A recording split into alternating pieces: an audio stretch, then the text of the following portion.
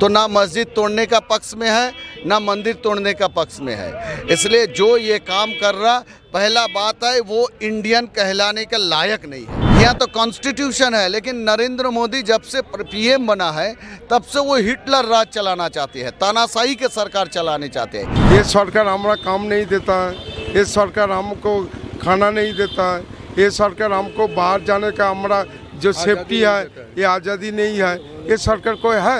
आप बोल रहे हैं अगले बार 400 पार, मेरे हिसाब से 200 पार नहीं होगा। तो उधर से सोच रहा है जो कुछ नया आएगा, कुछ नया आएगा, अच्छे दिन आएगा, अच्छे की जगह पूरा बुरा दिन छा गया। और नरेंद्र मोदी एक ऐसा लीडर हैं जो हिंदुस्तान के लिए एक बहुत खतरा का संकेत है। अगर ये मंदिर और मस्जिद के नाम पे राजनीति नहीं करेंगे तो 2024 में 400 पार क्या 4 सीट उनका नहीं आएगा। यहाँ धर्म के नाम पर, जात के नाम पर, मजहब के नाम पर यहाँ राजनीति एक दूसरे से नहीं लड़ा करके जीता जा सकता है, इसलिए उनकी दफली बंगाल में बंद होने वाली है। ये लोग हमारा भाईचारा को ख़त्म करना चाह रहा, हमारी शांति को ख़त्म करने चाह रहे हैं, इसलिए आज ये काम ये लोग कर रहे हैं। लेकिन हम डेमोक्रेसी बचाने के लिए है, हम हिंदुस्तान की जो तहजीब है, राम रहीम को एक संग लेने के लिए हम लड़ेंगे और बोलेंगे। देखेंगे मोदी का कितना जेल है और कितना ताकत है हमें रोक सके।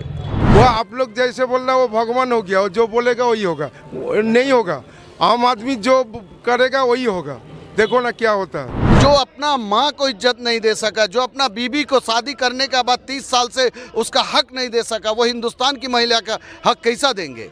वो हिंदुस्तान की महिला का इज्जत कैसा रखेंगे? इसलिए ये तो नरेंद्र मोदी का कल्चर है। नमस्कार, मैं शाहिद और आप देख रहे हैं PRB। अभी हम मौजूद है कोलकाता में और यहाँ के हावड़ा के प्रेसिडेंट से मिलते हैं और उनसे जानते हैं कि अभी जो देश भर में माहौल चल रहा है 2024 के लोकसभा को लेके, कहीं वहाँ भी उत्तराखंड में देखने को मिल रहा है कि मुसलमानों पे जैसा बताया जा रहा है कि मस्जिद और मज़ारों को अवैध बता के तोड़ा जा रहा है। आइए हम इनसे मिलते हैं और जानते हैं इनका क्या सोच है इसको लेकर।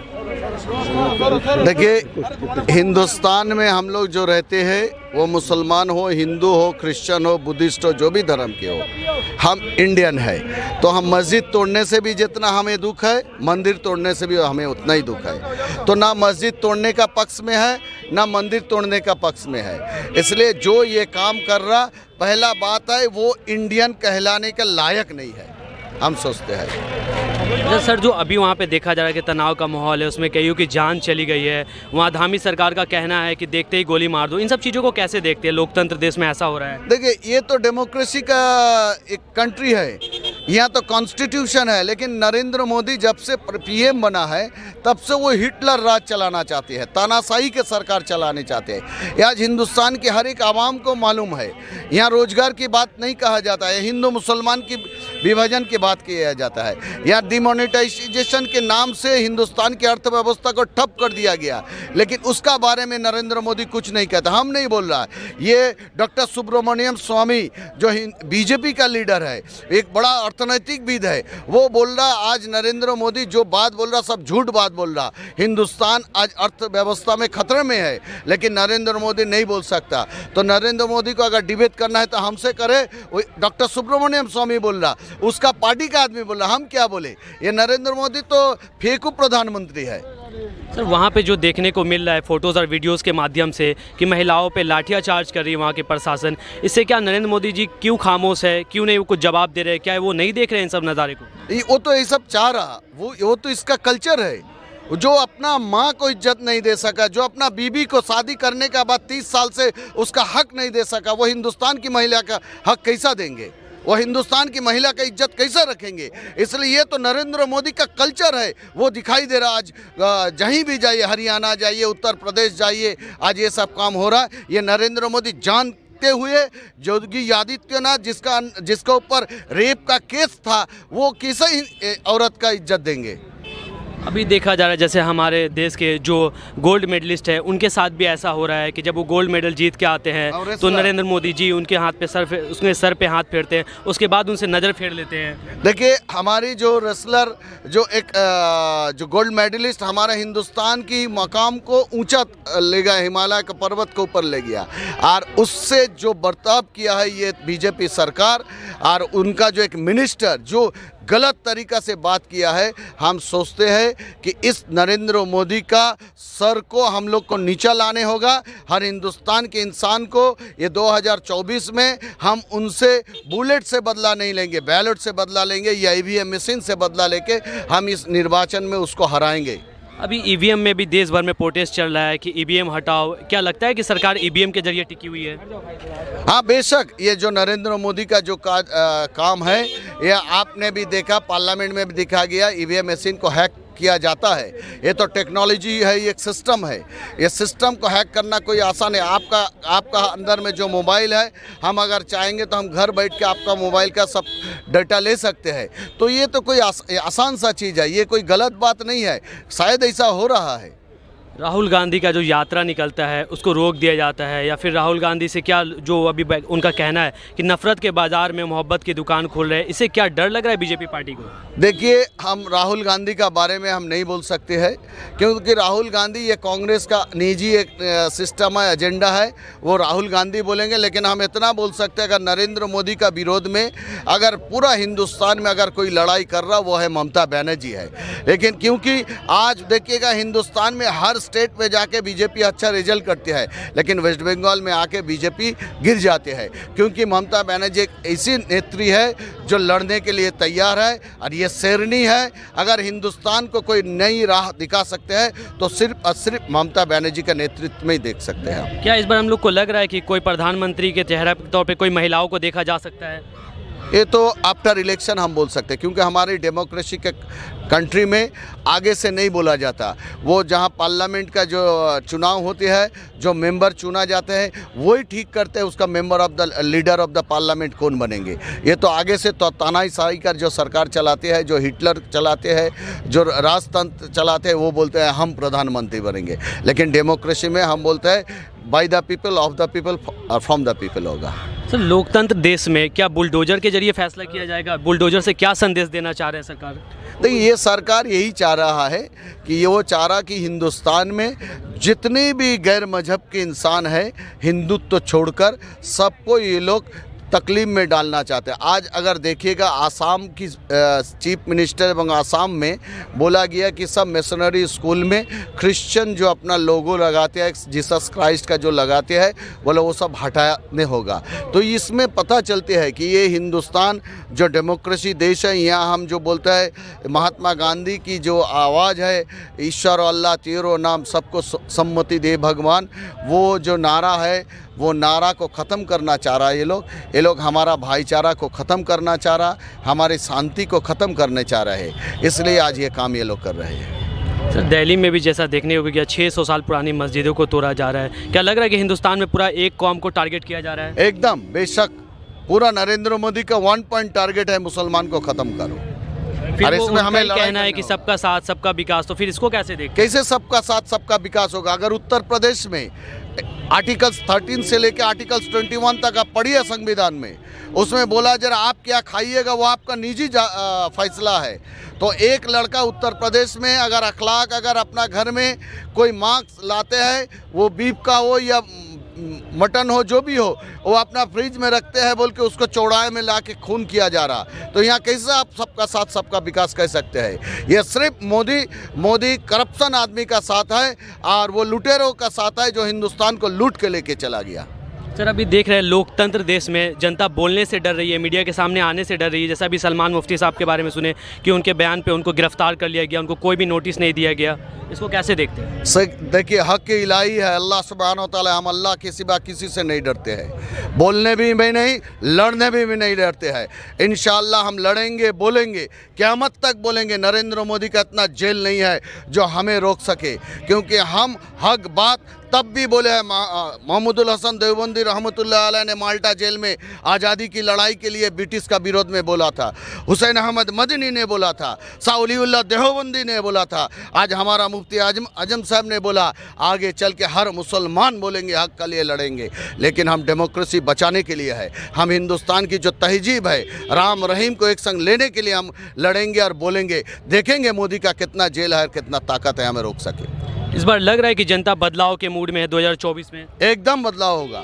हमारा बंगाल से 42 से 42 सीट हम तृणमूल कांग्रेस को देंगे। अभी गठबंधन में जो उलटफेर देखने को मिला है, टीएमसी जो गांव बिहार में देखने को मिल रहा है कि वहाँ पे नीतीश कुमार ने जो एंड टाइम पे पलटी मारा है, गठबंधन को कमजोर किया है। देखिए, नीतीश कुमार तो है ही पलटू।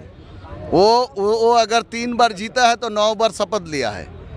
वो अगर 3 बार सीएम में इलेक्शन में जीता तो 9 बार शपथ दिया है। तो ये पलटू का बारे में हम लोग को क्या बोलना है? जिसका कल्चर है पलटी मारना तो पलटी मारेंगे, और जो लड़ने का सलाहियत रखते हैं वो लड़ के मरेंगे।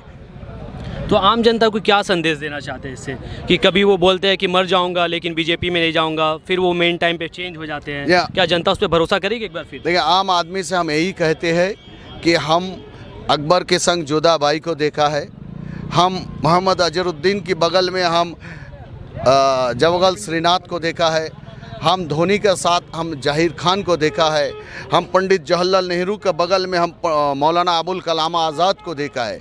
जो हमारे हिंदुस्तान की जो तहजीब है, हम मिलकर एक आज़ाद हिंदुस्तान को बहुत ताकतवर बनाए, पूरा हिंदुस्तान को वर्ल्ड की एक सबसे बेहतरीन देश बनाए। जो हम कहते हैं सारे जहां से अच्छा ये हिंदुस्तान हमारा। हम हमारी हर हिंदुस्तानियों से ये कहेंगे, इस बार 2024 में आप लोग वोट कॉन्स्टिट्यूशन को बचाने के लिए, हमारे हिंदू मुसलमान की जो तहजीब कल्चर को बचाने के लिए दीजिए, ना कोई तानाशाही की सरकार को बचाने के लिए दे। देखना यही है कि अब की जो आपने कहा था कि बदलाव चाहते हैं, तो यही नारा हमारे बंगाल में था। 34 साल की सरकार को हम लोगों ने गिराया, हमारी नेत्री ममता बनर्जी ने। इसी तरह से इनके 2 टर्म की सरकार को हम लोग गिराएंगे, और पूरी जनता उसके साथ है, और जनता उसके विरोध में थी और विरोध में है। भाई ये ज़रूर है, हम एक बार एक रिक्वेस्ट ज़रूर करेंगे अपने मीडिया साथियों से कि सच्चाई का साथ दें, ना कि नरेंद्र मोदी का साथ।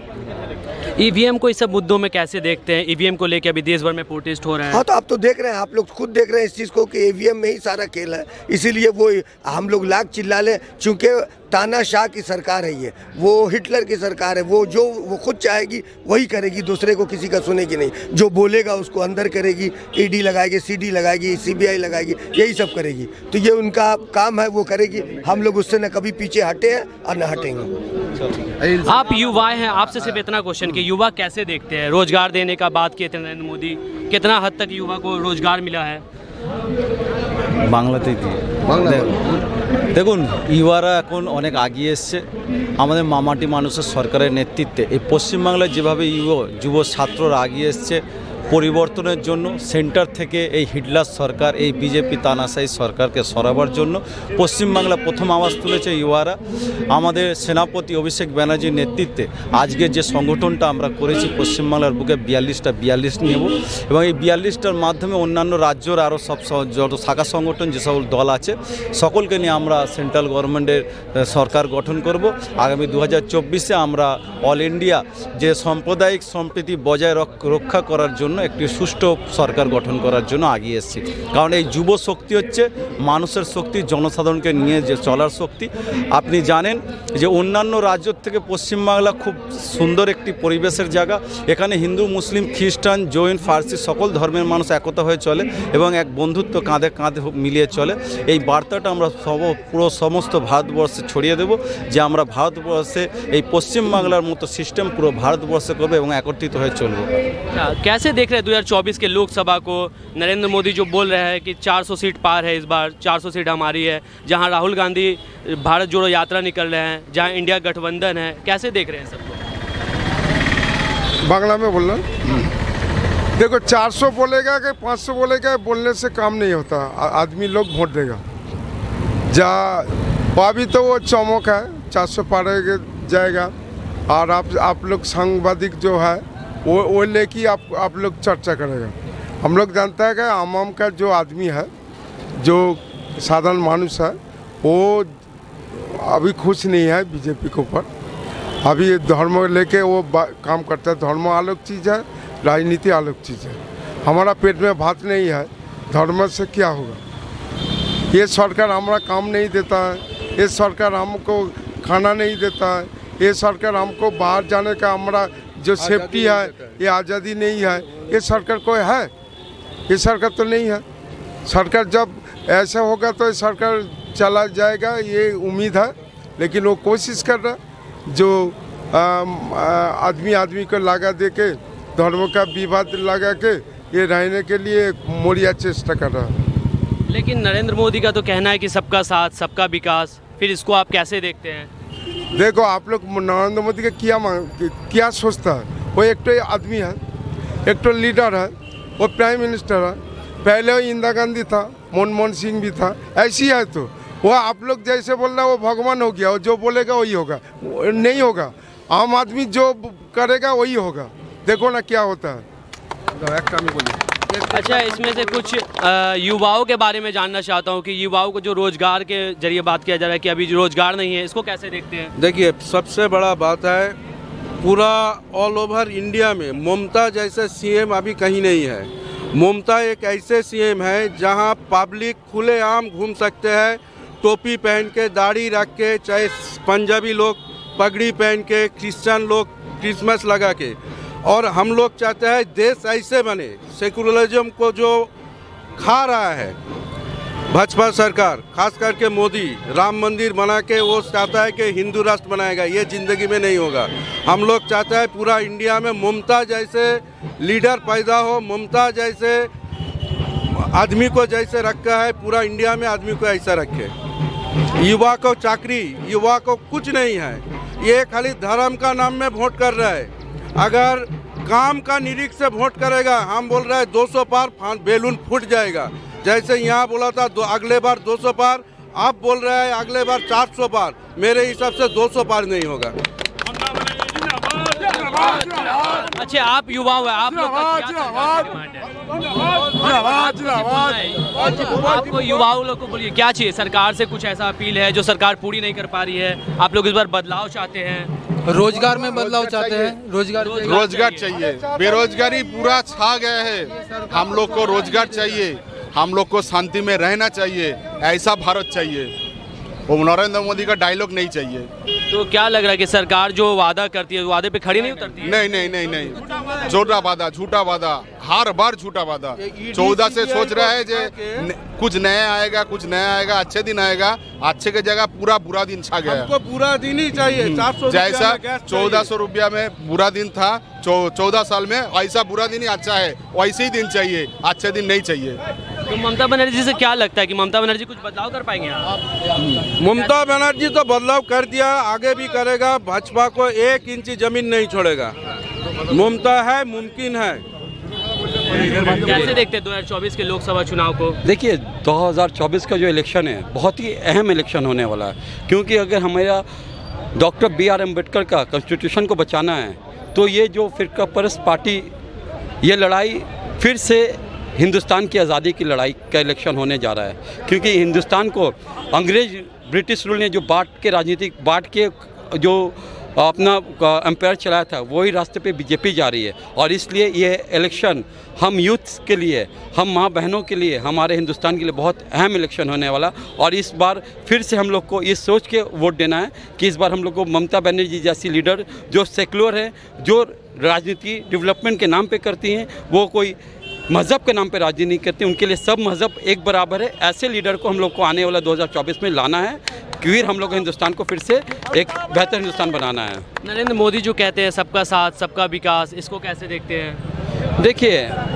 नरेंद्र मोदी की बात में और ग्राउंड में बहुत फ़र्क होती है। उन्होंने कहा था 15 लाख रुपया हर एक गरीब के अकाउंट में आएंगे। आज अब देख रहे गरीबों को जो मेहनत का पैसा है, वो पैसा वो नहीं दे रहे हैं। उसके लिए आज दीदी को आंदोलन करना पड़ रहा है। ये गरीबों का पैसा, ये कोई पैसे करोड़पति के नहीं है। आज अडानी, आपका विजय माल्या, ललित मोदी इतने हज़ारों करोड़ रुपया लेके चला गया, लेकिन इन किसके पैसे रोक के? गरीबों का पैसा लेके रोक के रखे। और नरेंद्र मोदी एक ऐसा लीडर हैं जो हिंदुस्तान के लिए एक बहुत खतरा का संकेत है। अगर मोदी का जो आपका जो सोच है, उनका सोच हिंदुस्तान के लिए हेल्दी नहीं है। तो 2024 में ऐसा लगता है कि नरेंद्र मोदी का जो रथ है, जो चल रहा है, उसको कोई रोक पाएगा? बिल्कुल। हमारी बंगाल की CM ममता बनर्जी, जब वो उनको बंगाल में रोक सकती हैं, आपने देखा होगा बंगाल में उन्होंने क्या नहीं किया। ED CBI क्या चीज़ से उनको नहीं डराया गया, लेकिन आज ममता बनर्जी डट के खड़ी हैं, क्योंकि वो जानती है हिंदुस्तान की वो बेटी हैं। बंगाल की बेटी जब बंगाल को जीत सकती है तो वो हिंदुस्तान की बेटी, और हिंदुस्तान में ज़रूर ममता बनर्जी सी लीडर जो है मोदी को हराएंगी आने वाला 2024 में। अभी आप जैसा देख रहे हैं तनाव का माहौल चलता है, मुस्लिम कौम को टारगेट किया जाता है, जैसा भी उत्तराखंड में देखा है कि देखते ही शूट करने का ऑर्डर दिया गया है, वहाँ पे तनाव का माहौल है, पुराने मस्जिद मज़ारों को ढाया जा रहा है बुलडोजर से, उसको कैसे देखते हैं, इस पर राजनीति कैसे सेकी जा रही है? देखिए यही चीज़ तो मैं आपको कह रहा हूँ कि जो लीडर जब कोई पीएम बनते हैं वो ना हिंदू के बनते हैं, ना मुसलमान के बनते हैं, ना सिख ईसाई, वो किसी के लिए एक कौम के नहीं होते, वो सर पूरे हिंदुस्तानी के होते हैं। और हिंदुस्तान एक ऐसा देश है जहाँ हम लोग सब अलग अलग के जाति धर्म के लोग मिल के रहते हैं। तो मोदी का एक चीज़ उसको वोट बैंक का राजनीति करना है। उसने देखा है हिंदुस्तान में आबादी किसकी ज़्यादा है, और भले से उसको किसी का घर को उजाड़ देना पड़े, किसी का बेटा को छीन ले, किसी का शौहर को, कोई बहन को विधवा बना दे, कोई माँ का को यार दे, उनको फ़र्क नहीं पड़ता। उनको राजनीति मंदिर और मस्जिद के नाम पे करना, क्योंकि वो जानते हैं अगर ये मंदिर और मस्जिद के नाम पे राजनीति नहीं करेंगे तो 2024 में 400 पार क्या 4 सीट उनका नहीं आएगा। सर, युवाओं को जो नौकरी नहीं मिल रही है, इससे क्या कहना चाहेंगे? सरकार क्या संदेश देना चाहते हैं? सरकार से क्या चाहते हैं? वो जो बोल रहे थे कि 2 करोड़ नौकरी देने वाले हैं, इस पर सरकार कितनी खड़ी उतरी है? कहाँ सरकार कोई नौकरी दे रहा है? भुखमरी का हालत होते चला जा रहा है। जिधर तिधर देखो जी की दंगे की बातें चल रही है। पश्चिम बंगाल में समझो कि ममता बनर्जी है जो अमन शांति बनाए हुए रखी है, जो आदमी जी रहा खा रहा, परेशानी हालत सबको है, समझे। सरकार राशन दे रही है, सरकार ने वादा किया था अच्छे दिन लाएंगे, इसको आप कैसे देखते हैं? कितना % अच्छा दिन आया है? अच्छा दिन नहीं आया है, पूंजीपतियों का अच्छा दिन आया है, अडानी अंबानी और कुछ गुजरातियों के अच्छे दिन आए हैं, मोदी जी के अच्छे दिन आए हैं। 15 लाख के नाम पर ढकोसला बता के धर्म और हिंदू मुसलमान सिख ईसाई जात पात सारा राजनीति करके उनके अच्छे दिन आए हैं, आम जनता के अच्छे दिन नहीं आए। तो आम जनता के अच्छे दिन होते तो पेट्रोल आप देख रहे हैं कि 100 रुपये के पार जा रहा है, डीजल 100 रुपये के पार है, महंगाई इतनी बढ़ी हुई है, सिलेंडर 400-500 रुपये का सिलेंडर आज 1200 रुपये में बिक रहा है। आप मोबाइल फ़ोन भराते हैं जो 50-60 रुपये में हो, 6 से 66 रुपया जियो को कमवा रहे हैं, उनके अच्छे दिन आ रहे हैं। लोकसभा का जो भी इलेक्शन आने को है तो इसमें कैसे देखते हैं? लगता है कि बदलाव होगा इस बार? देखिए बदलाव तो इनकी सीटें बढ़ कहाँ से रही हैं, आपको ये भी देखना होगा। ऐसा ये लोग मीडिया के माध्यम से अपना कुछ, इनको कॉरपोरेट जो मीडिया है उसके माध्यम से एक हवा खड़ा करना चाहते हैं ताकि हम जीत रहे हैं, लेकिन इनकी अवस्था पतली होती जा रही है क्योंकि सारे लोग जागरूक हो गए हैं और बंगाल से इनके जो है ना विदाई शुरुआत हो रही है। और देखिएगा जितने जितने चरण आएंगे इनके हवा बंद हो जाएंगे।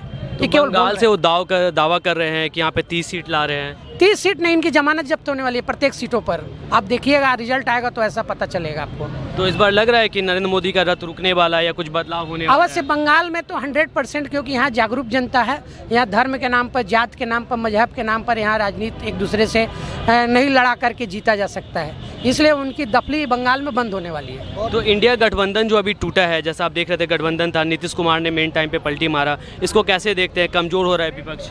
विपक्ष कमजोर होने के इनके षड्यंत्र है। विपक्ष को कमजोर करेंगे, ईडी सीबीआई सीआई सब लगाएंगे, उसके बाद नहीं होगा तो मणिपुर में आपने देखा, विभिन्न महाराष्ट्र में देखा, रात में इन्होंने गवर्नमेंट चेंज की। तो ये संविधान की कसम खाते हैं और संविधान की धज्जी उड़ाते हैं। तो संविधान बचाने की आवश्यकता है और देश बचाने की आवश्यकता है। पूरे भारतवर्ष के लोग जिस तरह से आज़ादी के आंदोलन में धर्म और मजहब को दूर करके देश को बचाने के लिए, राष्ट्र को आज़ाद कराने के लिए जो संकल्प लिया था, आज 2024 में फिर वह संकल्प लेने की आवश्यकता है। न तो संविधान बचेगा, न तो देश बचेगा, न तो हम बचेंगे, न तो आप बचेंगे। इसलिए इनकी मुक्ति जरूरी है 2024 में। तो अभी जो आप उत्तराखंड में देख रहे हैं कि तनाव का माहौल चल रहा है, महिलाओं पे लाठियाँ चार्ज हो रही है, क्या ये फोटोज़ वीडियोज़ हमारे श्री नरेंद्र मोदी जी तक नहीं पहुँच पा रहे? वो क्यों खामोश है इन सब चीज़ को? नहीं, उन तक सारी चीज़ें पहुँच रही हैं। ये उनके दल द्वारा और लोगों, उनके जो संगठन है, पेटुआ संगठन, उनके द्वारा प्रायोजित है। ये टारगेट किसी खास कौम को टारगेट करके, जात को टारगेट करके, यहाँ दलित, पिछड़ों, आदिवासियों, माइनॉरिटी, ये सब का स्थान कहाँ है? आज भारतवर्ष में देख रहे हैं तो हिंदू मुसलमान जो सिख ईसाई सब आपस में भाई भाई, इसकी भाईचारा को खत्म करके एक वोट की राजनीति करके एक हिंदूवादी संस्कृति स्थापित करने की कोशिश करते हैं जो देश के लिए ठीक नहीं है। हिंसा भड़क उठी है वहाँ पे जो देख रहे हैं, कैसे देखते हैं सर इन सब मुद्दे को? आपका क्या ओपिनियन है? मतलब आप क्या सोचते हैं 2024 से? अभी तनाव का माहौल देख रहे हैं, आपस में जो पहले जैसा मोहब्बत था वैसा कुछ दिखने को नहीं मिल रहा है। देखिए 2024 में मोदी सरकार कोई काम किया नहीं है। अब वो यहाँ पर वोट हासिल कर रहा हिंदू मुस्लिम को लड़ा करके दंगा फसाद करके ये वोट हासिल करने की कोशिश कर रहा है। यहाँ पर ये लोग कोई ऐसा काम नहीं किया है, या तो तरक्की के डेवलपमेंट के हिसाब से, या तो कोई अच्छा काम करके कोई बढ़िया काम किया नहीं है। ये लोग हमेशा अपना जिस इलाका में, जैसे बंगाल में भी या उत्तराखंड में भी, जहाँ जहाँ ये लोग का सिर्फ एक ही काम है कि हिंदू मुस्लिम राइट करो और अपना वोटर को बढ़ाओ।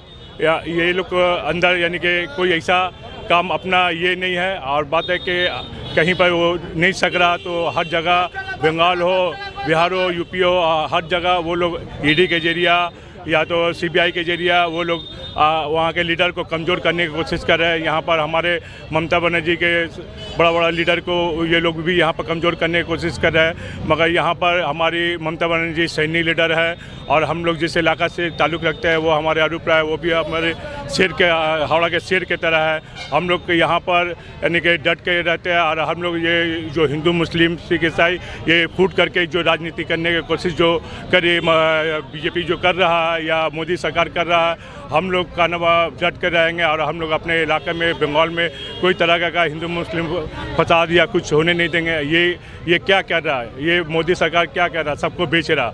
यहाँ पर एक ये रेल बेच रहा, तो एरोप्लेन, फ्लाइट या हर जगह LIC, हर बड़ा चीज़ को वो बेच रहा। बेचने के बाद जो है ये जो है सब अडानी को या इसको ये गरीब की तरफ नहीं, ये पूंजीपति या मालदार पार्टी की तरफ खाली देखता है। यहाँ का आवाम जो है बंगाल में हम लोग 42 सीट में एक भी सीट उन लोग को लेने नहीं देंगे। हम लोग 42 सीट में हमारी ममता बनर्जी 42 का जीत के दिखाई। हम एक बात बोलना चाहेंगे कि हम बीजेपी को एक बात बोलना चाहेंगे कि वो ज़्यादा ना बोले। अब जैसे कि बोले कि वो 30 सीट लाएंगे, वो 1, 2, 3 से ज़्यादा अपना सांसद नहीं गिन। आप युवा सिर्फ आपसे ये पूछना चाह रहे हैं कि आप किस आधार पर वोट करोगे इस बार? सरकार से क्या अपील है? हम अपना काम के आधार पर सरकार को वोट करेंगे, विकास के आधार पर। मोदी ने जो एडुकेशन टैक्स, इंडिया देख सकते हैं दूसरे नंबर पर आ रहा है, तो वो मोदी को क्या बोल पाएंगे युवा, जो कि पढ़ाई में एडुकेशन वो टैक्स लगा दे रहे हैं, तो युवा आगे कैसे बढ़ेगा देश का? तो इस बार लग रहा है कि बदलाव हो पाएगा? बदलाव जरूर होगा, जरूर होगा। कितनी सीट ला रही है यहाँ पे बंगाल में? हम तो कह रहे हैं कि जैसे कि बीजेपी सरकार बोले कि वो 30 सीट लाएंगे, वो 1, 2, 3 से ज़्यादा सांसद अपना नहीं गिन पाएंगे। और जो रहा बात का, सिर्फ बीजेपी जात का और पात का राजनीति करना जानते हैं, उनका सिवा उनको कुछ नहीं आता। नमस्कार, मैं शाहिद, आप देख रहे हैं PRB। अगर PRB आप तक नहीं पहुंच पा रही है तो आप PRB से जुड़ सकते हैं चैनल सब्सक्राइब करके, और आप अपनी बातों को रख सकते हैं PRB के कमेंट के माध्यम से।